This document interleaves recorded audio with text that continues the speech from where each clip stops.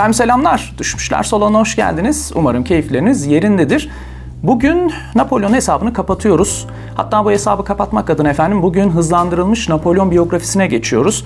Yani konuların biraz daha şöyle üstünden atlaya ilerleyeceğiz. Tabii detay bekleyen izleyicilerimizi yarı yolda bırakmış olmamak adına nacizane kitap tavsiyesi köşesinde yapacağımız rehberlikle en azından benden alamadığınız detaylara nereden ulaşabilirsiniz? O anlamda ufak bir yol sunumu da sizlere yapmaya çalışacağım. O zaman şöyle yapalım, başlayalım. Tekrar hoş geldiniz. Buyurun birlikteyiz. Efendim, ikinci videoda en son Napolyon'u başına tacını yerleştirip kendisini imparator ilan ettiği noktada bırakmıştık. Tabi bu imparatorluk meselesi öyle herkes tarafından olumlu karşılanmıyor.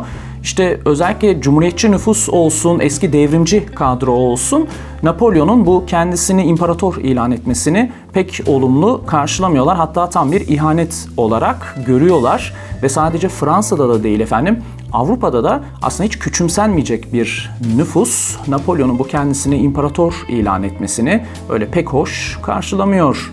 Efendim ilk videoda konuşmuştuk. Avrupa'da o dönem Fransız devrimini coşkuyla karşılayan ciddi bir nüfus söz konusu. İşte devrimin ilkelerini, aydınlanmanın, sekülerizmin fikirlerini benimseyen, kendi topraklarında da görmek isteyen ciddi bir nüfus söz konusu. Hatta bu nüfus o dönem tabii doğal olarak Napolyon'a da büyük hayranlık duyuyorlar. Çünkü Napolyon'u işte bu fikirleri, ilkeleri koruyan, kollayan ve yaymaya çalışan kişi olarak görüyorlar.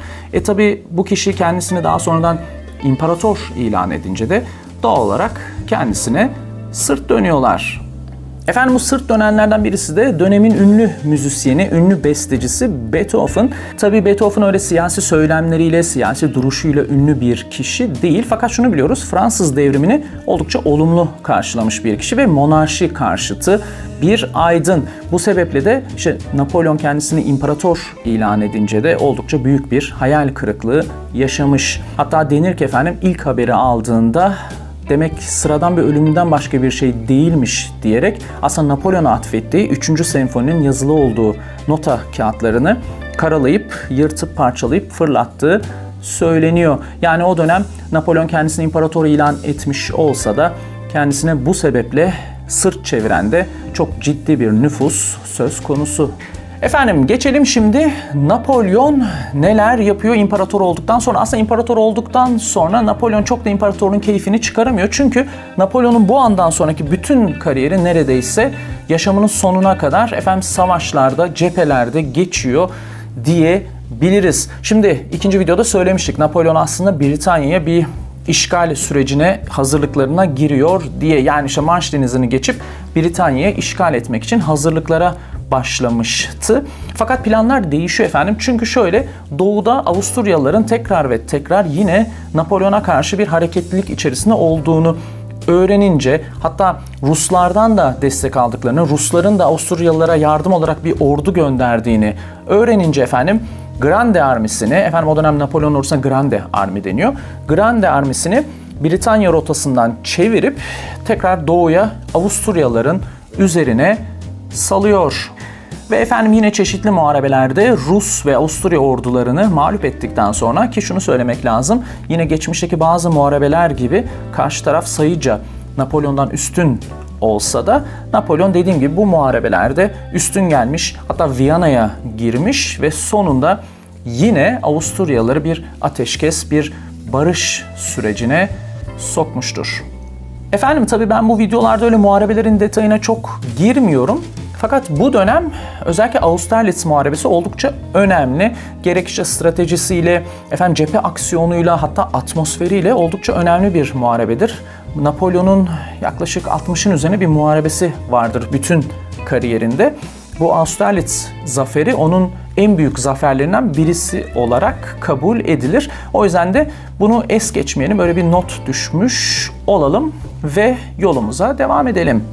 Bu aşamada önemli detaylardan birisi şu, efendim yaklaşık 9. 10. yüzyıldan beri varlığını sürdüren Kutsal Roma Cermen İmparatorluğu dağılıyor. İşte çoklu yapıdan oluşan bir imparatorluk, Kutsal Roma Cermen İmparatorluğu ve yani yüzyıllardır devam eden bir birlik. Bu imparatorluk dağılıyor efendim bu son muharebelerden sonra Avusturya ve Napolyon arasındaki. Hatta yerine de bir Ren Konfederasyonu kuruluyor Napolyon kontrolünde. Efendim bunun önemi şu, hem tabii tarihte çok köklü bir yapı dağılmış oluyor, bu önemli. Hem de bu dağılma süreci, yeni konfederasyon, işte ondan sonra olacak aksiyonlar çok yakın bir zamanda modern Almanya'nın da ortaya çıkmasına sebep olacaktır. O yüzden de bu detay önemlidir. Bu dönem bu Kutsal Roma Cermen İmparatorluğu'nun dağılış süreci. Efendim tabii muharebelerin detaylarına girmiyoruz dedik ama şunu söylememiz lazım. Napolyon'un o dönem orduda yarattığı değişiklikler, efendim işte yeni stratejiler, yeni kurduğu idari birimler modern savaş tarihinde oldukça önemli kapılar açmıştır. Ve hatta 2. Dünya Savaşı'na kadar işte bu Napolyon kökenli stratejiler, idari birimler kullanılmıştır Avrupa'da diyebiliriz. Yani bu anlamda hani ikinci videoda konuşmuştuk ya, yaptığı eğitim reformları ya da işte hukuk reformları daha sonradan hem Avrupa'yı hem dünyayı etkilemiştir diye modern tarihte. Aslında bu işi orduda yaptığı değişiklikler de bu anlamda önemli reformlardır ve dünyada, Avrupa'da örnek alınmıştır diyebiliriz. Efendim bu Avusturya maceraları döneminde batıda da aslında denizde Britanyalılarla meşhur Trafalgar Muharebesi gerçekleşiyor. Fransız ve o dönem Fransa'nın müttefiki olan İspanyol gemilerine karşı Britanya donanması çok ciddi bir zafer elde ediyor. Bu Trafalgar Muharebesi'nin önemi şudur efendim. Bu andan itibaren anlaşılıyor ki denizlerin hakimi Britanyalılar, yani denizlerde Britanyalıların sözü geçer. Bu bütün Avrupa tarafından anlaşılmış oluyor. Onun dışında Napolyon açısından da Napolyon şunu anlıyor ki öyle Manş Denizi'ni geçeyim, Britanya'yı işgal edeyim gibi bir durumun mümkün olamayacağını bu Trafalgar Muharebesi sonrası anlamış oluyor. Ve böylece efendim Britanya'yı işgal etme projesini sonsuza kadar rafa kaldırıyor. Ve Prusya ile savaş başlıyor. Aslında efendim başlarda Napolyon Prusya ile iyi ilişkiler yürütmek istese de daha sonradan Prusya'nın da bir savaş hazırlığı içerisinde olduğunu öğrenince ve hatta Rusların yine Prusyalıların yardımına bir ordu gönderdiğini duyunca Gendarmesini bu sefer kuzeye Prusyalıların üzerine yönlendiriyor ve girdiği çeşitli muharebelerde Prusya ve Rus ordularını mağlup ederek burada da kendi adına bir düzen kurmuş oluyor. Ve bu dönem efendim Rusya ile de bir barış anlaşması imzalanıyor ve böylece İmparator Napolyon ile Çar Alexander arasında güzel ilişkilerin yürütüldüğü bir dönemde başlamış oluyor. Hatta bir 3 haftalık ya da 1 aylık bir süreç vardır. Napolyon'la işte Alexander'ın bir arada vakit geçirdiği, işte operalara giderler, efendim yemekler, davetler, balolar düzenlenir. Bu şekilde 1 ay birlikte vakit geçirdikleri bir dönemde söz konusu. Dediğim gibi bu barış anlaşması ile birlikte kısa bir süre içinde olsa Rusya ile Fransa arasında o dönem güzel ilişkilerin yaşandığı bir dönemde başlamış oluyor. Efendim Orta Avrupa'da böyle bir düzen kurduktan sonra Napolyon bu sefer İtalya'ya yöneliyor. İtalya'nın tabii kuzeyinde bir İtalya Krallığı söz konusu, başında Napolyon'un olduğu. Fakat İtalya'nın geri kalanına göz atıyor Napolyon. Napoli Krallığı'na yöneliyor. Çünkü Napoli Krallığı'nın özellikle Britanya ile girdiği ilişkiler Napolyon'u rahatsız edince Napolyon Napoli Krallığı'nı işgal ediyor ve krallığın başına da kardeşini kral olarak getiriyor. Tabii bu dönem şunu söylemek lazım. Napolyon sadece Napoli Krallığı'nda değil, Avrupa'da birçok noktaya kardeşlerini kral olarak atıyor. İşte Prusyalılardan sonra yukarıda bir Westfalia Krallığı kuruyor. Buraya bir başka kardeşini kral olarak atıyor. Yine Hollanda'nın başına bir başka kardeşini kral olarak atıyor. Hatta daha sonra İspanya ile müttefik demiştik fakat İspanya'da işler biraz karışıyor. İşte Portekiz'de de sürekli Britanyalıların bir akını söz konusu. Napolyon İspanya ve Portekiz üzerine bir sefer başlatıyor. Bu sefer sonrası da İspanya'nın tahtına yine bu Napoli kralı ilan ettiği kardeşini de İspanya kralı ilan ediyor. Yani bir kısa dönem içinde olsa Avrupa'nın çeşitli noktalarında bu şekilde Bonaparte kardeşler işte kraldı, imparatordu diyerek takılıyorlar, keyiflerine bakıyorlar. Efendim daha sonra papalık devletine yöneliyor. Şöyle bir şey oluyor. Napolyon o dönem Papa'nın Britanya'ya karşı yeterince tavır almadığını düşünüyor. Yeterince kendi yanında durmadığını düşünerek sinirlenip Papalık devletini de işgal ediyor ve Papa'yı kovup yetkilerini kaldırıp sürgüne gönderiyor. Tabii bu Napolyon'un hataları arasında görülür. Şu sebeple artık tabii sadece Fransa'da da değil, Fransa İmparatorluğu Avrupa'da ciddi bir toprağı hakimiyeti altına almış durumda ve Napolyon da bu toprakların lideri konumunda. Bu topraklarda da çok ciddi bir Katolik nüfus söz konusu. Bu insanlar tabii Papa'yı kutsal kişi olarak görüyorlar, kutsal lider olarak görüyorlar. Bu sebeple de efendim işte onun bu mevkisinden atması, sürgüne göndermesi halk tarafından da pek olumlu karşılanmıyor. Fakat dediğim gibi efendim bu dönemde Papalık devletini de hallettikten sonra, Napoli'yi de hallettikten sonra efendim İtalya'nın da neredeyse tamamı Napolyon'un hakimiyeti altına giriyor diyebiliriz. Ve efendim bu andan sonra şöyle bir durum ortaya çıkıyor. Napolyon ya direkt kendi kontrolünde olacak şekilde ya da işte aldığı zaferlerle kendisine zorla müttefik yaparak Avrupa'nın çok ciddi bir bölümünü avucunun içine alıyor. Ve bu andan itibaren de adeta Britanya ile baş başa kalıyor ve kariyerinin en büyük eylemlerinden birisi olan kıta sistemini de, yani Britanya'ya karşı ambargo programında devreye sokuyor.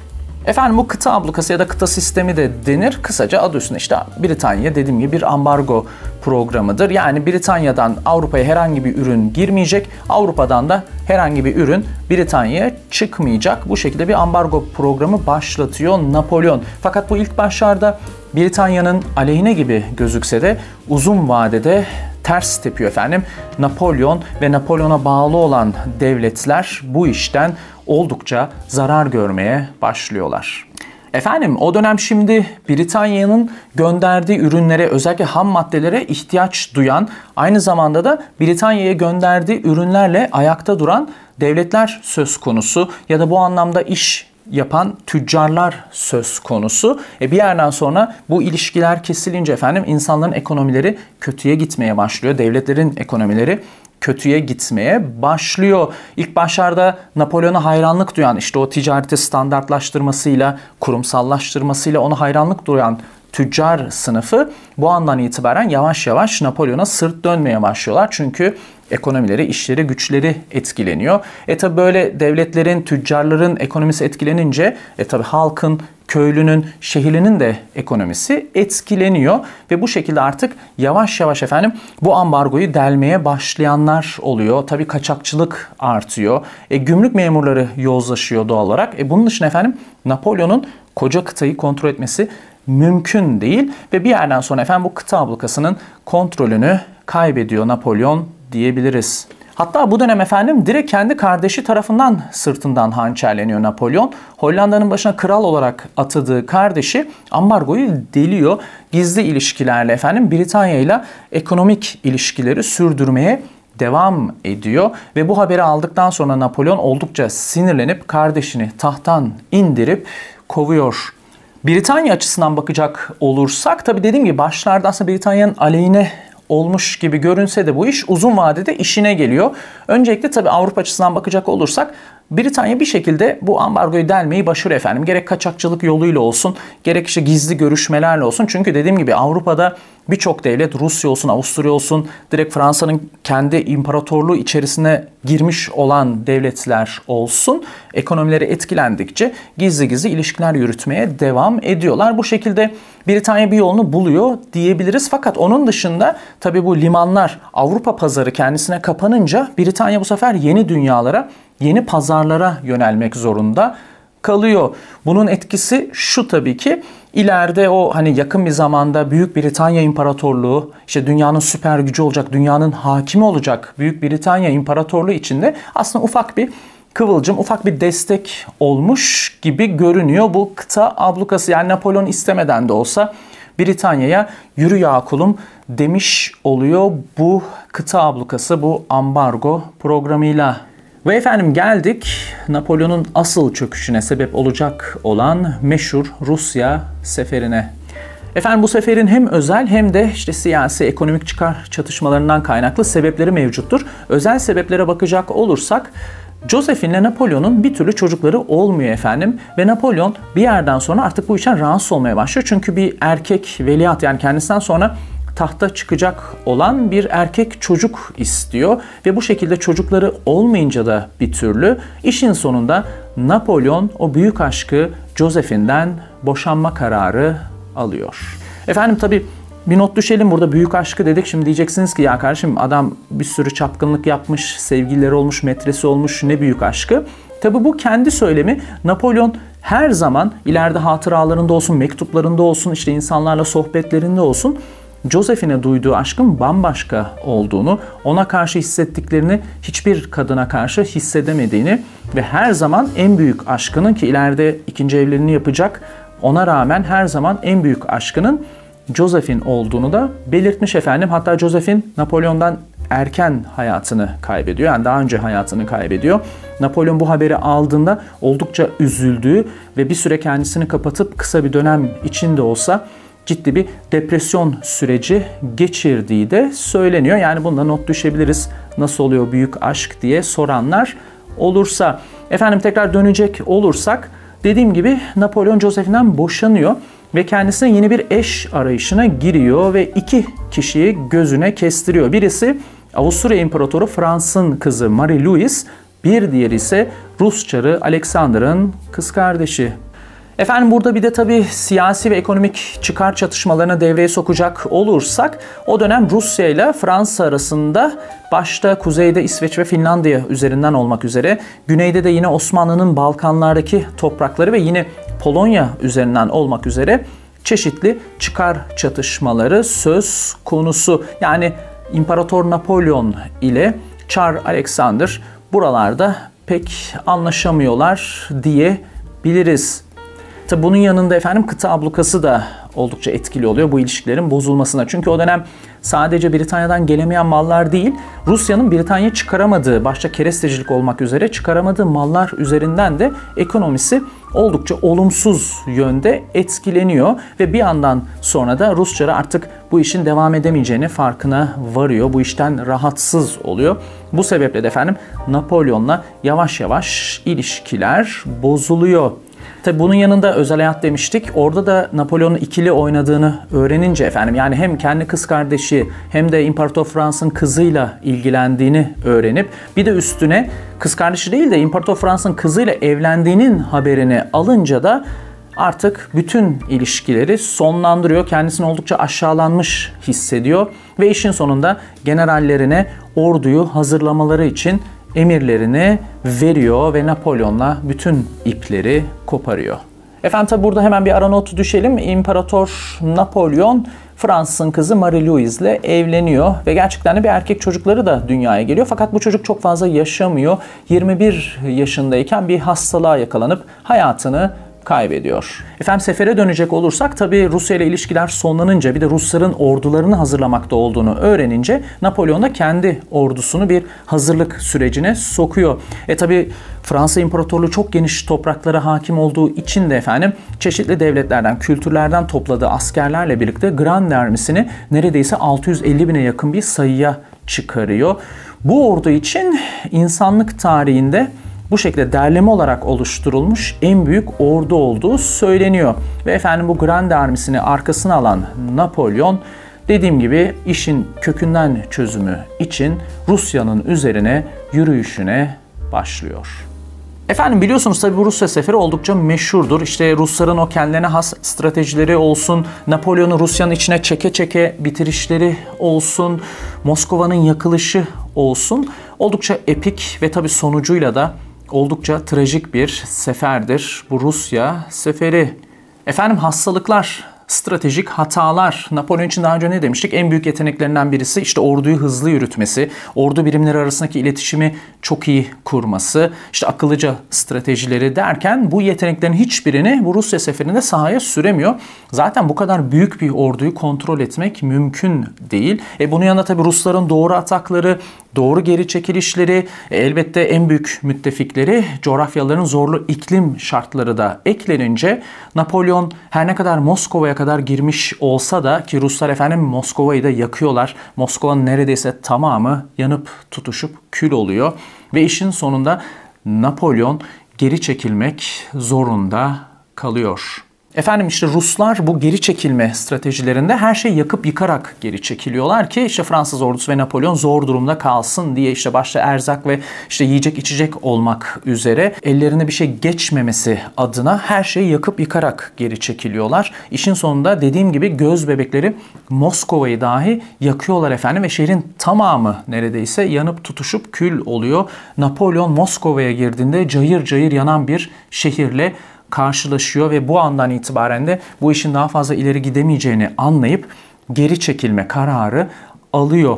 Ve işte bu geri çekilme hikayesindeki yaşanan sıkıntılarla birlikte o meşhur Grande Armys de neredeyse tamamen yok oluyor efendim. Napolyon işin sonunda o 650 bine yakın ordudan sadece 30-40 bin kişi kalmış şekilde memleketine dönüyor. Ve böylece askeri tarihinde en büyük trajedilerinden birisi bu şekilde yaşanmış oluyor.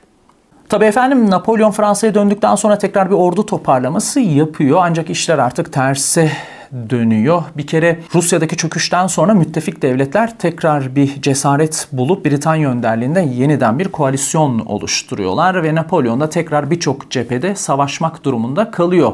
Fakat o eski savaş tanrısı yenilmez Napolyon öyle pek ortalıkta gözükmüyor ve işin sonunda Napolyon yenile yenile geri çekilirken koalisyon devletleri de Paris'in kapısına dayanıyorlar. Efendim Fransa teslim oluyor ve Napolyon da tahttan indiriliyor. Ardından Akdeniz'deki Elba adasına sürgüne gönderiliyor koalisyon devletleri tarafından. Ve ardından da Fransa'nın başına eski hanedanlık geri getiriliyor. Eski hanedanlıktan bir Louis tekrar tahta çıkıyor. Efendim sürgün diyoruz fakat şöyle, koalisyon devletleri Napolyon'u Elba adasının hükümdarı ilan ediyorlar. Yani diyorlar ki Avrupa'ya adım atmayacaksın, Avrupa'nın işlerine karışmayacaksın ve biz de sana karışmayacağız. Elba adasının hükümdarı olarak bundan sonraki yaşamına devam edeceksin diyerek Napolyon'u Elba adasına gönderiyorlar.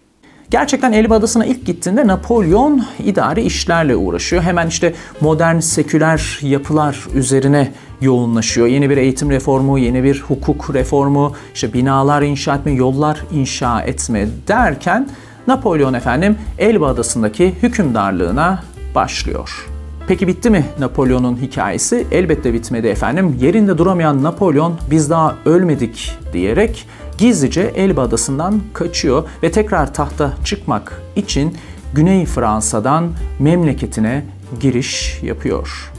Efendim Güney Fransa'dan Paris'e yolda yanına tabii destek ala ilerleyen Napolyon, ki bu yola bugün Napolyon yolu da deniyor bu güzergaha. İlerlerken efendim tabii Fransa tahtındaki Louis haberi alıyor ve hemen Fransa ordusunu Napolyon'un üzerine salıyor ve bir süre sonra efendim Napolyon ile destekçileriyle Fransa ordusu bir noktada karşı karşıya geliyorlar. Efendim şimdi burada farklı anlatımlar söz konusu. Biraz şöyle efsanevi Bonapartçı anlatıma bakacak olursak denir ki Napolyon orduyla karşı karşıya geldikten sonra işte atından inmiştir, silahsız bir şekilde orduya doğru yürümüştür ve sonra işte ceketini açıp göğsünü gösterip işte imparatorunuz, haydi beni öldürün diye bağırmıştır ve bu andan sonra da ordu yaşasın imparator naraları atıp Napolyon'un tarafına geçmiştir diye anlatılır. Fakat efendim daha sade ve gerçekçi olduğu düşünülen hikaye ise Napolyon orduyla karşı karşıya geldikten sonra işte gerek generallerle gerek askerlerle sohbet edip şakalaşıp işi bağlamıştır denir ki şu sebeple Fransa ordusu zaten eski hanedanlığın başa geçmesinden pek memnun değildir ve hala sıkı bir Napolyon hayranıdır ordudaki hem komutanlar hem askerler. Napolyon'la da karşılaşınca efendim bu şekilde Napolyon'un tarafına geçmişlerdir diye bilinir, anlatılır. İşte bu şekilde Napolyon orduyu arkasına aldıktan sonra tabii halktaki destekçileriyle de beraber yürüyüşüne devam eder. Haber ondan önce tabii Louis'in kulağına gelince de yeni Louis'in eski hanedanlık tahta geçmişti. Louis hemen tahttan ayrılıp Belçika'ya kaçar ve böylece Napolyon Paris'e girip tekrar Fransa'nın başına geçer ve tarihte 100 gün ismi verilen dönemde bu şekilde başlamış olur. Efendim bu 100 gün olarak isimlendirilen dönem adı üstünde kısa bir dönemdir. Napolyon tekrar tahta geçince elbette Britanya ve eski koalisyon devletleri tekrar Fransa'ya cephe alırlar ve işin sonunda hikayenin tamamlanacağı savaşta meydana gelir. Waterloo Savaşı'nda hikaye sonlanır. Napolyon büyük bir yenilgi alır ve savaş alanından kaçmak zorunda kalır. Fransa'ya gelince de efendim tahtı terk ederek ortalıktan kaybolur. Efendim ilk başlarda aslında Amerika'ya kaçmak istese de ki ileride böyle söylemleri vardır. İşte Amerika'ya gidebilseydim orada yeni bir devlet kurabilirdim gibi. Burada yine tabii hayalperest Napolyon'la karşılaşıyoruz. Neyse efendim bir süre ortalıklardan kaybolup Amerika'ya gitme planları yapsa da işin sonunda bu işin mümkün olmadığını anlar. Her türlü yakalanacağını fark edince de efendim Britanyalılara teslim olmak istediğini belirttiği bir mektup yollar ve sonradan o dönemin meşhur İngiliz savaş gemisi Bellerophon'un güvertesine çıkarak Britanyalılara teslim olur Napolyon ve böylece tarihte devrim savaşları ve ardından da Napolyon savaşları olarak anılan dönemde kapanmış olur. Efendim 1815 yılının Temmuz ayında Britanyalılara teslim olan devrik imparator Napolyon, Britanyalılar tarafından Atlas Okyanusu'nun Irak bir köşesinde yer alan kendilerine ait St. Helena adasına sürgüne gönderilir ve yaşamının geri kalanını burada St. Helena adasında sürgün olarak devam ettirir. Efendim yaklaşık 6 yıl kalır Napolyon St. Helena adasında. Kendisine bir ev tahsis edilir. Yani öyle zor şartlar altındaki bir hapis hayatı gibi düşünmeyin. Dediğim gibi ev verilir. İşte emrinde görevliler, uşaklar vardır. Hatta yine tabii Napolyon adaya giderken Napolyon'un kendi çevresinden yaklaşık bir 30 kişi de onunla bu adada sürgün hayatı yaşamak için gönüllü olurlar. Onlar da ona St. Helena adasında arkadaşlık ederler ve bu şekilde efendim sürgün hayatı başlamış olur. Efendim peki nasıl geçmiştir bu 6 yıl diye soracak olursanız bol bol yürüyüşler yapar. Onun dışında tabii çok meşhur o hatıralarını kaleme alır. Elbette okumalar devam eder. O meşhur kütüphanesini oraya da taşımıştır. Ki hatta işte akşamları verdiği yemeklerde insanları da bu okumalardan pasajlar paylaşarak boğduğu söylenir. Ve efendim yaklaşık 6 yılın sonunda Napolyon rahatsızlanır ve kendisine mide kanseri teşhisi konulur.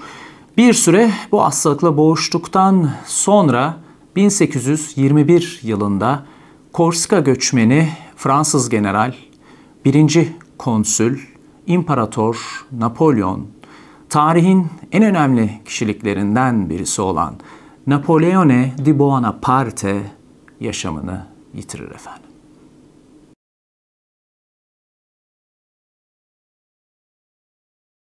Efendim öncelikle St. Helena adasına gömülse de sanırım 1840 yılıydı. 1840 yılında Fransızlar Napolyon'un naaşının Fransa'ya getirilmesi için Britanyalılara bir talep gönderirler ve bu talep kabul görür. Ve böylelikle Napolyon'un cenazesi Fransa'ya gelir ve çok büyük kalabalıkların toplandığı bir törenle de Napolyon'un naaşı Fransa'daki mezarına defnedilir. Efendim sonunda Napolyon'un hesabını kapattık. Aşağı yukarı bu şekildeydi yaşamı diyebiliriz. Şimdi dilerseniz ufak bir kitap tavsiyesi köşesi yapalım ve kapanışa ulaşalım. Efendim ilk kitabımız Andrew Roberts'ın Napolyon Hayatı başlıklı çalışması. Şöyle bir gösterelim. Bu kitabı tabii seçmemin sebebi öncelikle bu video serimizi daha çok bu kitabın vizyonuyla oluşturdum. Tabii güzel yanları şudur. Öncelikle güncel bir kitap diyebiliriz. Yani görece güncel bir kitap diyebiliriz. 2014 yılında yayımlamış bu kitabı Andrew Roberts. Onun dışında tabii çok ciddi bir ön çalışma yapmış. Hatta kendi deyimiyle efendim Napolyon'un St. Helena ve Elba adasında geçirdiği süreden çok daha uzun bir süre ön çalışma yaptığını, gerçekleştirdiğini söylemiş bu kitap için. Efendim arşivleri didik etmiş. Yani İngiltere'de olsun, Fransa'da olsun, İtalya'da olsun birçok ülkeyi gezerek Napolyon'la ilgili ne var ne yok incelemiş. Yine efendim şanslı olduğunu belirttiği bir durum da var. Bu çalışmaları yaparken işte 2000'lerin başına denk gelmiş. Napolyon Vakfı Napolyon'a ait 30 binin üzerinde mektubu erişime açmış ve o mektuplardan da oldukça faydalandığını belirtiyor. Yine tabii Napolyon'un videoda söylemiştik 60'ın üzerinde muharebesi olmuştur diye. Andrew Roberts bu muharebe alanlarının neredeyse tamamını gezmiş efendim. Yine kendi deyimiyle adeta olay yerini inceleyen bir dedektif gibi muharebe alanlarını yerinde, yurdunda gidip incelemiş. Muharebe dedik, işte benim videolarda çok detayına giremediğim bir konu o muharebe dönemlerinin ayrıntıları. Yani işte cephelerde neler yaşandı, işte nasıl stratejiler uygulandı, hatta işte o savaşlarla ilgili haritalara ulaşmak gibi bu kitapta aslında faydalanabileceğiniz çok güzel detaylar söz konusu. Yani öyle bir savaş tarihi, işte efendim cephe aksiyonlarına merakınız var ise bu kitap sizi oldukça tatmin edecektir.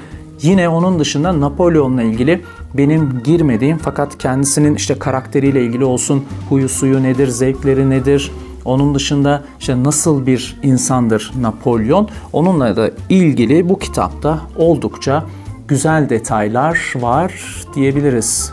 Onun dışında efendim keyifli bir dili var. Yani Andrew Roberts o popüler tarih yazımı konusunda tatlı bir ton kullanmış diyebiliriz. Yani kalın gözüküyor fakat sıkılacağınızı düşünmüyorum. Yine tabii içinde görsellerle süslü bölümler var. O anlamda da efendim keyifli olmuş. Napolyon'la ilgili birçok görsele, resime bu kitapta ulaşabilirsiniz. Efendim taraf olarak da bence Andrew Roberts gayet ortadan sağa sola düşmeden objektif bir dille Napolyon'un hayatını bizlere sunmaya çalışmış. Sonuç bölümde evet kendi görüşlerini ufak da olsa belirtmiştir. Fakat genel anlatımda bence gayet objektif ve keyifli bir dille bir Napolyon biyografisi oluşturmuş Andrew Roberts. Efendim diğer kitabımız Rönesans'tan bugüne Avrupa Tarihi, John Merriman. Şöyle gösterelim. Efendim bu kitabı seçmemin sebebi şu, ilk videoda hatırlayacaksınız giriş yaptığımızda şöyle bir şey söylemişim. Hani genel olarak Avrupa'nın bir tarihini, siyasetini, sosyolojisini bilirseniz, incelerseniz sizin için faydalı olacaktır diye. Ben o detaylara girmeyeceğim demiştim. Fakat bir yandan da sizi yalnız bırakmak istemedim. Ve kütüphanemde hani bu anlamda hangi kitapları tavsiye edebilirim diye dolaşırken çok da sizi kitaba boğmamak adına hani şöyle tek çatı altında bir kitap var mıydı acaba derken bu kitabı seçtim. Efendim John Merriman Amerikalı bir tarihçi. Asıl uzmanlık alanı aslında Fransa tarihi üzerine. Fakat bu kitapta son 500 yılı diyelim çok güzel özetlemiş. Tek çatı altında toplamış. Şimdi diyeceksiniz ki böyle kaya gibi bir kitap nasıl özet oluyor diye. Efendim şöyle oluyor. Şimdi insan tarihine şöyle bir bakacak olursak yeri gelmiş yüzlerce yıl yaprak kıpırdamamış efendim. Yani devrimsel anlamda değişimlerin yaşanmadığı, her şeyin aynı şekilde sürüp gittiği yıllar gelmiş, geçmiş. Fakat son 500 yıla bakacak olursak değişimler, dönüşümler, devrimler derken belki de bu dönemi anlatmak için, hakkıyla, detaylarıyla anlatmak için şöyle bir kitaptan 5-6 tane en az yazmak gerekir. O yüzden John Merriman aslında tek çatı altında çok güzel toparlamış bence bu dönemi. Elinizin altında bulunmasına fayda var. Ya dilerseniz baştan sona okuyun, dilerseniz ihtiyacınız olduğu bölümleri açıp arada inceleyin. Fakat böyle bir Avrupa tarihi, modern Avrupa tarihi kitabı elinizin altında dediğim gibi bulunursa size fayda sağlayacaktır diye düşünüyorum ve burada sonlandırıp kapanışa geçiyorum efendim. Ve efendim işte bu şekilde Napolyon serimizi sonlandırmış oluyoruz. Elbette fazlası için zaten bir iddiam yok. Fakat en azından bir YouTube keyfi olarak sizlere yeterli olmuştur umarım diye ümit ediyorum. Şimdi tabii farklı başlıklarda, farklı konularda videolar gelmeye devam edecek. O ana kadar 3 video içinde geçerli olacak şekilde. Sürçülisan ettiysek affola. Keyif aldıysanız ne mutlu bana, çok teşekkür ediyorum. Keyif almadıysanız da sabredip izlediğiniz için çok teşekkür ediyorum. Ve hepinize mutlu günler diliyorum efendim. Görüşeceğiz.